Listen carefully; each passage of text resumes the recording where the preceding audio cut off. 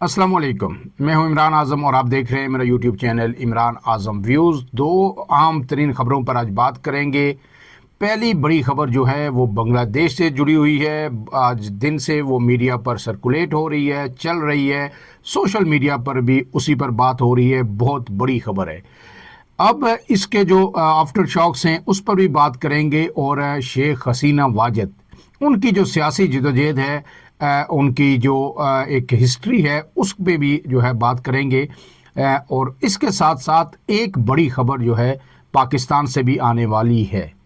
उस खबर के हवाले से मैंने तकरीबन 6 या 7 तारीख को अपने व्लॉग में आपको बताया भी था कि 14 नवंबर के बाद वो ख़बर किसी भी वक्त आ सकती है।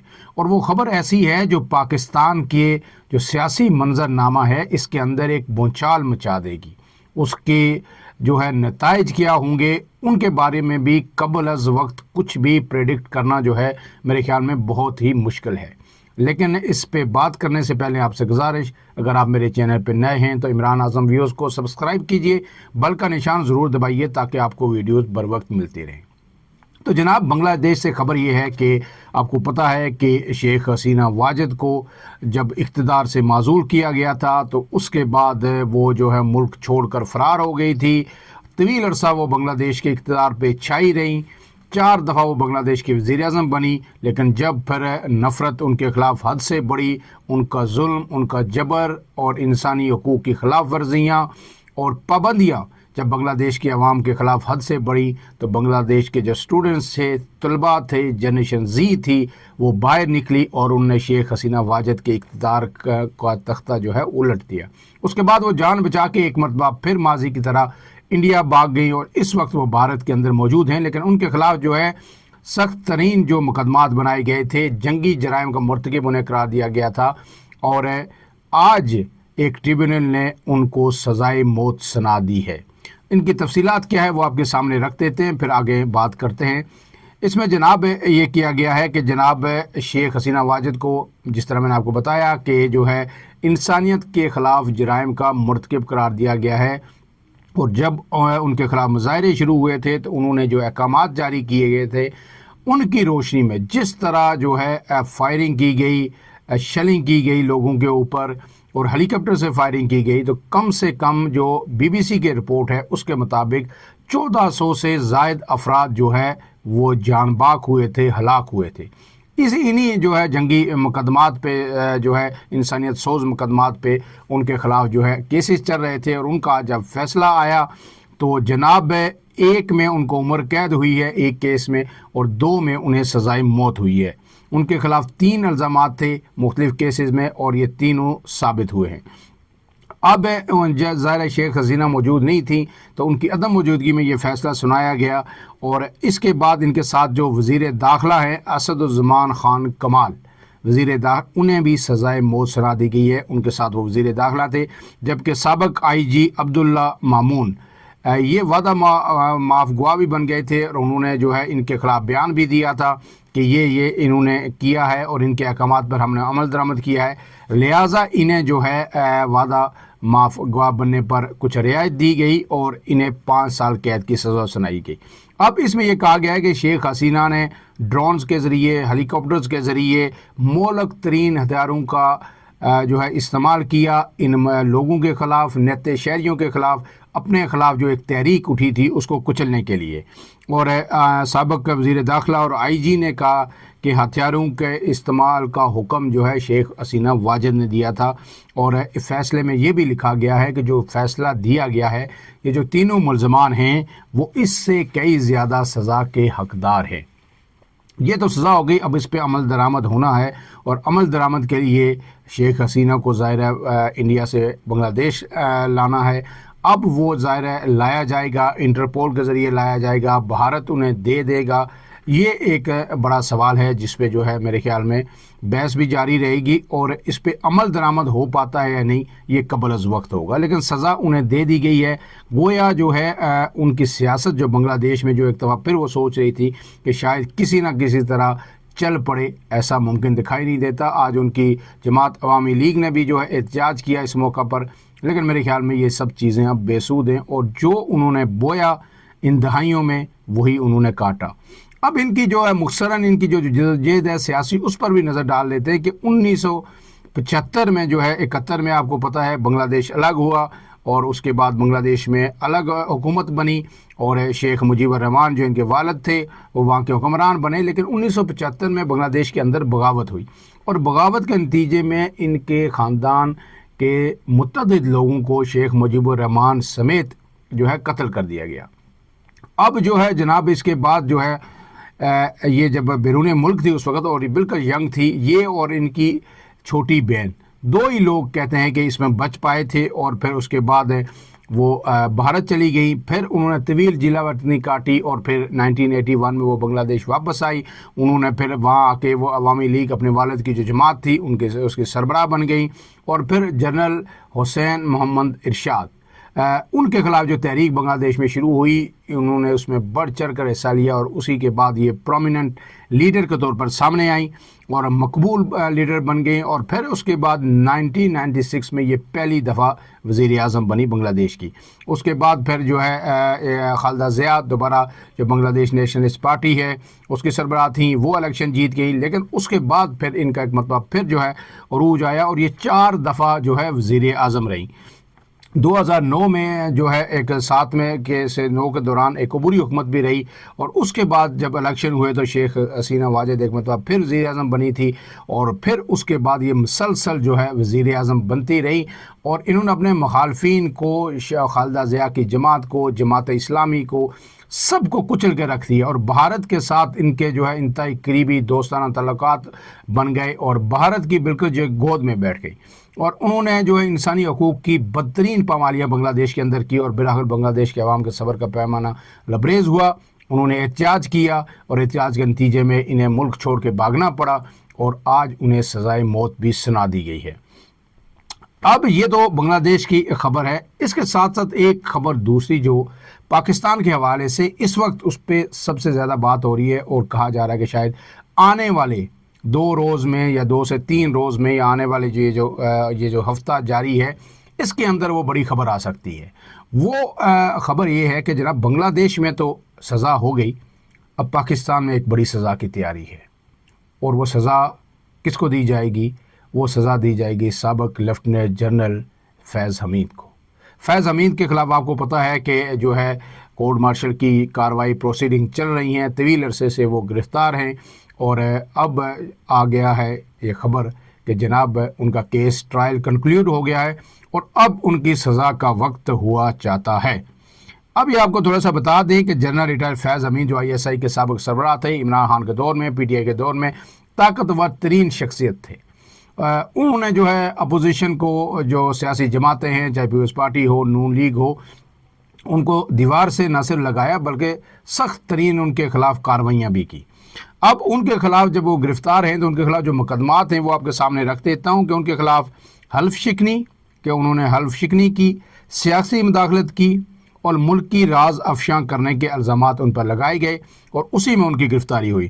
اور اب ان کے خلاف جو فیلڈ جنرل کورٹ مارشل جو کیس ہے یہ حتمی مراحل میں داخل ہو چکا ہے۔ بیسیکلی انہیں گرفتار کس کیس میں کیا گیا تھا؟ ٹاپ سٹی جو ہاؤسنگ سوسائٹی ہے، ایک کیس کا یہ گیا تھا، ان پہ الزام یہ تھا کہ ان کے مالک کو انہوں نے اٹھایا، بلایا، اور پھر اس پہ زبردستی دباؤ ڈال کے اس کی جو ہاؤسنگ سوسائٹی ہے وہ اپنے نام کروا دی، یا اس میں پارٹنر بن گئے، یا اس سے ساری وہ ہاؤسنگ سوسائٹی ہی ہتھیا لی۔ اب اس کی جو درخواست تھی، درخواست گزار جو ہیں معیز احمد، ان کی یہ درخواست تھی، اور 14 نومبر 2023 کو سپریم کورٹ نے اس پہ فیصلہ سنایا تھا، اور سپریم کورٹ نے یہ کہا تھا کہ الزامات سنجیدہ ہیں، انہیں کسی طور نظر انداز نہیں کیا جا سکتا۔ اور پھر اسی کی روشنی میں 12 اگست 2024 کو ISPR نے پریس ریلیز کے ذریعے جو ہے یہ بتایا تھا کہ لیفٹیننٹ جنرل ریٹائر فیض حمید کو عدالتی احکامات پر تحویل میں لے لیا گیا ہے، اور ان کے خلاف فیلڈ جنرل کورٹ مارشل کا باقاعدہ آغاز کر دیا گیا ہے۔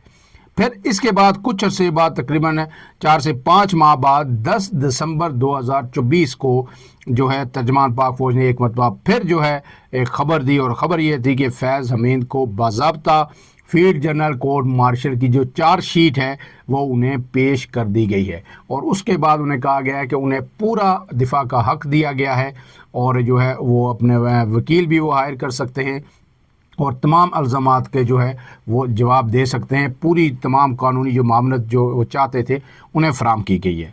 अब इसके बाद ये कहा जा रहा है, अब ये ख़बरें आ रही हैं ज़राए से कि उनके ख़िलाफ़, जिस तरह हमने एक हफ़्ता कबल आपको ख़बर दी थी, अब वो ख़बर आज जो है हर तरफ सर्कुलेट हो रही है कि जनाब ये फ़ैसला आने का वक्त हो गया है और इस फ़ैसले में भी जो सज़ा हो सकती है वो सज़ाए मौत भी है और उम्र कैद भी है। इनमें से ज़ाहिर है ये संगीन मुकदमात हैं, इसमें ख़ास करके मुल्की राज अफशा करने आर्टिकल 6 इस पे लग सकता है, सियासी मुदाखलत है, हल्फ शिकनी है, तो इस पे जो है सज़ाए मौत भी हो सकती है और जो है उम्र कैद की सज़ा भी हो सकती है। अब ये जब तक फ़ैसला आता नहीं, इस पे ज़्यादा बात नहीं हो सकती, लेकिन ज़रा यही बता रहे हैं कि अब चीज़ें कंक्लूड हो गई हैं, अब किसी भी वक्त जो है ये फ़ैसला आ सकता है।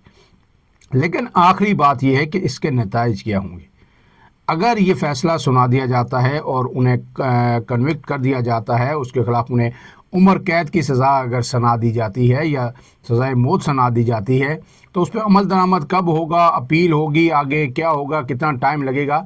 लेकिन इस कन्विक्शन के बाद ही मेरे ख़्याल में जो साबिक़ वज़ीर आज़म इमरान खान हैं उनके ख़िलाफ़ भी जो है केसेस जो अभी रह रहे हैं उनके फ़ैसले भी आएंगे और उनके ख़िलाफ़ भी सख्त तरीन सज़ाएँ आएंगी। क्योंकि ज़ाहिर है जब इनको कन्विक्ट किया जाएगा, इन्होंने सियासी मुदाखलत कहाँ पे की, इन्होंने सहूलतकारी किसके लिए की, इन्होंने सियासी जमातों के ख़िलाफ़ जो कुछ किया वो किसके लिए किया, तो ज़ाहिर है पीटीआई के लिए किया। बेनिफिशरी वो थे। फैज़ हमीद का आपको पता है कि पहली दफ़ा नाम फैज़ाबाद धरने के दौरान आया था, जब कहा गया था कि मुआहिदा हुआ है टीएलपी के साथ और उसमें फैज़ हमीद गारंटर हैं। फिर 2019 में जब फ़ैसला आया फैज़ हमीद ये फैज़ाबाद धरने का, उसमें भी उनका नाम सामने आया और फिर वो उसके बाद एक वक्त आया कि मुल्क की सबसे बड़ी ताकतवर शख्सियत बन गई और पूरी पीटीआई उनके गिर्द घूमती रही। और अब ज़रा ये बता रहे हैं कि ये जो 9 मई को जो कुछ हुआ था इसमें भी उनका वाज़ेह किरदार सामने आ चुका है और पीटीआई जो कुछ करती रही है, जो कुछ लहराती रही है और जो चीज़ें प्लान की हैं, इसके पीछे भी उनका किरदार जो है अब सबूत के साथ सामने आ चुका है और अब उनकी सज़ा यकीनी है। अब देखना यह है कि ये सज़ा आने के बाद पीटीआई के लिए मज़ीद क्या मुश्किलात खड़ी होती और दूसरी जानिब बांग्लादेश के जो हालात हैं ये किस डगर पर जाते हैं। लेकिन आखिरी ख़बर ये है कि आज जब मैं आपसे बात कर रहा हूँ तो इस वक्त ये खबर भी है कि भारत एक मरतबा फिर मनसूबाबंदी कर रहा है। बिहार इलेक्शन में मोदी ने वाज़ेह अक्सरियत हासिल की, 3/4 अक्सरियत हासिल की और जो 243 नशिस्तें थीं बिहार की रियासत की असम्बली की, उसमें से बीजेपी और उसके इत्तेहादी ने तकरीबन 176 नशिस्तें जीती और जो कांग्रेस थी उसे सिर्फ 6 नशिस्तें मिली। ये पाकिस्तान में भी ये कहा जा रहा था कि अब जो जंग पाकिस्तान ने जीती है, जिस तरह राफेल गिराए हैं, उसके बाद मोदी का वो जो हिंदुत्व नज़रिया है वो अब ज़्यादा बिकेगा नहीं। लेकिन मोदी ने फिर लोगों को एक मरतबा फिर जो है ट्रैप किया और इस पर कांग्रेस भी हैरान है। चाहे पैसे दिए या जो कुछ किया, कहा जा रहा है कि हर खातून के अकाउंट में 10,000 रुपये एक स्कीम के तहत इलेक्शन से पहले भेजे गए। जो भी कुछ हुआ मोदी ने बिहार के अंदर क्लीन स्वीप किया और अब ज़राए जो इंटेलिजेंस ज़राए बताते हैं या जो कुछ अकाउंट्स हैं जो पाकिस्तान के सिक्योरिटी अदारों से रिलेटेड हैं या इंडिया के अंदर जो अकाउंट्स हैं, सोशल मीडिया के ट्विटर हैंडल्स हैं जो ख़बरें देते हैं कि क्या होने जा रहा है असल में, वो दोनों तरह से ये ख़बरें आ रही हैं कि जनाब इंडिया कोई बड़ी मुहिम जुई कर सकता है। और इस दफ़ा ये कहा जा रहा है कि जनाब रावलपिंडी और कराची तो बड़े शहर हदफ हो सकते हैं और इस दफ़ा जो है कंट्रोल लाइन पे जो तो वो तो होगा ही होगा जो कुछ होना है। लेकिन इंडिया मोदी चाहेगा कि कोई ऐसी सिग्निफिकेंट किस्म की विक्ट्री उसके हाथ में आए कि जिसको वो जो है अपनी विक्ट्री जो फतह बना के या एक ट्रॉफी की सूरत में अपने लोगों के सामने पेश कर सके कि हमने जो है पाकिस्तान ने जो हमारे ख़िलाफ़ किया उसके बाद हमने उसका बदला इस तरह लिया। तो कहा यह जा रहा है कि गुज़श्ता 6 माह यानी मई में पाकिस्तान ने धूल चटाई थी, उसके बाद अब 6 माह होने को हैं इंडिया इसराइल के साथ सर जोड़कर बैठा हुआ है, और जो शॉर्ट कमिंग्स थी उनकी, जो गलतियां हुई उनसे, जिस तरह उनका सिस्टम सारा जाम हुआ कि उन्हें पता ही चला कि कहां से पाकिस्तान उन्हें मार रहा है, और फिर उन्होंने ये डिसाइड किया था कि अब कोई जहाज़ उड़ाना ही नहीं है, नहीं तो हमारा कोई भी जहाज़ नहीं बचेगा। तो सारी चीज़ों को अब उन्होंने रीअसेस किया है। कहा यह जा रहा है कि अपनी खामियों पे उन्होंने जो है काम किया है, तो अब एक मरतबा फिर वो पूरी तैयारी के साथ पाकिस्तान के खिलाफ कोई भी मुहिम जोई कर रहे हैं। यकीनन पाकिस्तान मौसर तरीन जवाब देगा और पहले से ज़्यादा ख़तरनाक जवाब होगा। लेकिन ये भी देखना है कि इसराइल इस दफ़ा उनकी कितनी मदद करेगा, अमेरिका कहाँ पे स्टैंड करेगा, क्योंकि डोनाल्ड ट्रंप तो ये क्लेम कर रहे हैं कि उसने जंग रुकवा दी थी पाकिस्तान के साथ, आजकल बड़े दोस्ताना अच्छे रवाबित हैं।